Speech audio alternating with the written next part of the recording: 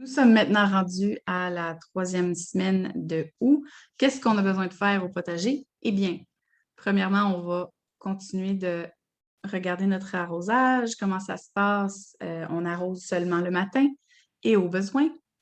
On n'a pas besoin, on n'a surtout pas besoin d'arroser les feuilles. Donc, on a vu aujourd'hui les maladies fongiques qu'on peut retrouver au potager, puis on peut se les éviter lorsqu'on arrose au pied de nos plants et surtout pas les feuilles. Donc, on s'assure encore une fois que le basilic ne manque pas d'eau parce qu'on se rappelle, c'est la diva des fines herbes, un peu capricieux. On vérifie son niveau d'humidité, puis on garde ça constant. Et aussi, on peut s'assurer, si vous avez parti des nouvelles carottes, des radis ou des épinards, on doit s'assurer que leur terreau reste humide. Alors, ça, c'est ce qui conclut l'arrosage pour cette semaine. Par la suite, on va regarder qu'est-ce qu'on a besoin de fertiliser. Alors, en engrais, on va fertiliser les haricots, pour ceux qui en ont.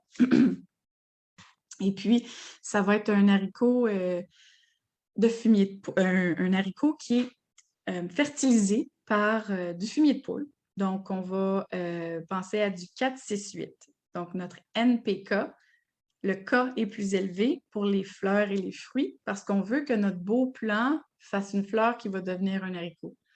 Donc, si vous avez de l'engrais 4-6-8, ça serait le meilleur type. Et on peut en incorporer dans les premiers centimètres du sol, puis arroser, arroser, arroser. Et toutes ces recommandations-là, c'est des conseils de Mélanie Grégoire, qu'on en parle souvent au cours de nos rencontres sur Zoom. Elle a énormément de bons trucs, puis c'est super accessible, ces techniques. Donc, elle conseille aussi de fertiliser avec de l'engrais les carottes, radis, épinards et laitues. Et pour ces légumes-là, on va mettre de l'engrais 5-3-2.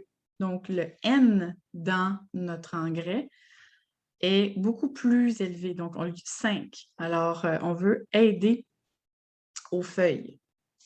Puis, lorsqu'on y pense, c'est carottes, radis, épinards, laitue. Bien sûr qu'on veut aider les feuilles à apporter plus de nutriments pour qu'on ait de belles feuilles sur ces légumes-là. Surtout pour les laitues, là. Et donc, d'autres soins qu'on a à apporter au jardin, on va éclaircir les carottes. Alors, souvent, quand on sème les carottes, c'est tellement petit qu'il va en avoir beaucoup une à côté de l'autre. Puis, si on veut leur donner l'espace nécessaire, on aura besoin d'éclaircir.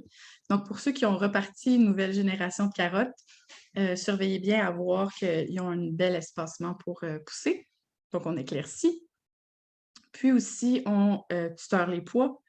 Et on bute les céleris. Donc, on se rappelle, buter, ça, c'est recouvrir la base avec de la terre, puis éventuellement, ça monte, là, on bute, on bute, on bute. Puis ça permet de blanchir ce qui va pousser. Donc, ensuite, on a un beau céleri clair, tu sais.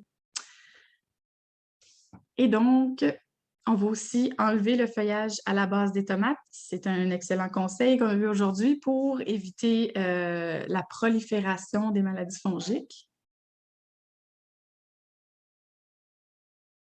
Et j'en étais aussi à dire, autre soin au potager, on peut tailler la tête des tomates et des poivrons, puis enlever les fleurs. Donc, pourquoi? C'est pour les régions nordiques, puis on veut favoriser que les fruits mûrissent. Donc, au lieu que l'énergie va être utilisée à faire d'autres fleurs, l'énergie va être concentrée sur les fruits existants pour nous donner de beaux résultats. Et par rapport à la récolte, c'est recommandé de faire un tour au jardin assez souvent pour surveiller qu'est-ce qui pousse parce que, par exemple, les courgettes, parfois, ils peuvent être cachés sous les grosses feuilles, puis là, on ne s'en aperçoit pas. Puis là, on a des concombres ou des courgettes qui poussent, puis ça, c'est monstrueux. Donc, on se rappelle, le goût va être changé. Alors, jetez un œil souvent, puis on continue de regarder nos tomates, nos fines herbes aussi, le classique de fines herbes, ciboulette, romarin, persil, origan, basilic. Et finalement, on surveille aussi les mêmes insectes que d'habitude, les limaces, la mouche de la carotte, des perce-oreilles. Vous allez peut-être voir sur vos haricots, betteraves, céleri et les concombres et courgettes. Puis, on surveille les maladies de la tomate parce qu'il y en a beaucoup qui apparaissent en août à cause de l'écart de température. Donc, on va se concentrer sur le feuillage, regarder si est-ce qu'il y a de la poudre blanchâtre ou est-ce qu'il y a des taches. Puis, on regarde aussi autant sur les tomates que les pois et les concombres et les courgettes qui peuvent avoir de l'oïdium, par exemple. C'est ce qui... Oh! Je vous jure, c'est pas des farces. Alors, c'est ce qui constitue Que faire au potager cette semaine. On est à la 3e semaine de août et bon jardinage!